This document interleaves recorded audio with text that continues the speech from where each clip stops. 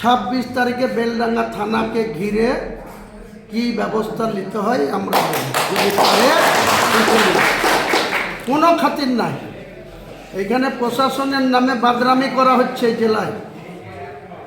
প্রশাসন চালাতে গিয়ে শুধু মুসলমানদের নিধন করা হচ্ছে, মুসলিম সমাজের লোককে জেল খাটানো হচ্ছে, তাদের অর্থনৈতিকভাবে পঙ্গু করা হচ্ছে।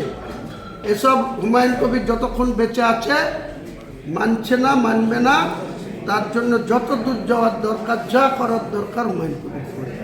22 তারিখে আগে টোকেন মিছিল করব, মিছিল করে বেলডাঙ্গা থানাতে যাব, ওই গোটা টাউন মিছিল করে এসে থানায় যাব। থানাতে গিয়ে ভদ্রভাবে আমাদের মেমোরিয়াম জমা দেব।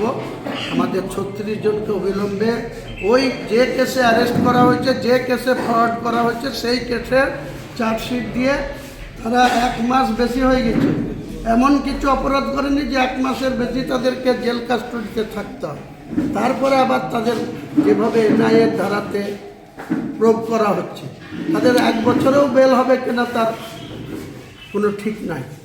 এইভাবে বেলডাঙ্গার মুসলিম গরিব মানুষদের নির্যাতন করবে বেলডাঙ্গার পুলিশ প্রশাসন, মমতা ব্যানার্জির পুলিশ প্রশাসন। এটা হুমায়ুন কবির মানছে না, জনতা উন্নয়ন পার্টি মানছে না।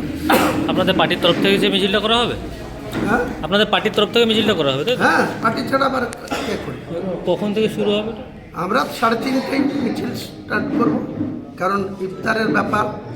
যারা আসবে আমরা থানায় যাব, থানাতে মেমোরেন্ডাম দিব, থানাতেই বসে হয়তো প্যাকেট করব, ওখানেই ইফতার করব। নাহলে আমাদের পার্টি অফিসের উপরে যদি জায়গা করতে পারি তাহলে পার্টি অফিসের উপরে ইফতার করব। কিন্তু আমরা এই 36 জন নিরীহ গরিব মানুষ, তাদের ভুল করেছে তারা ওইসব প্ররোচনায় পা দিয়ে, কিন্তু তার মানে লঘু পাপে তাদের গুরুদণ্ড দেওয়া হবে। যেভাবে হরগোবিন্দ দাস আর চন্দন দাসের খুনের, যারা খুনের কাছেই ছিল না, প্রকৃত আসামিকে অ্যারেস্ট না করে 13টা ফ্যামিলিকে শেষ করে দেওয়া হলো।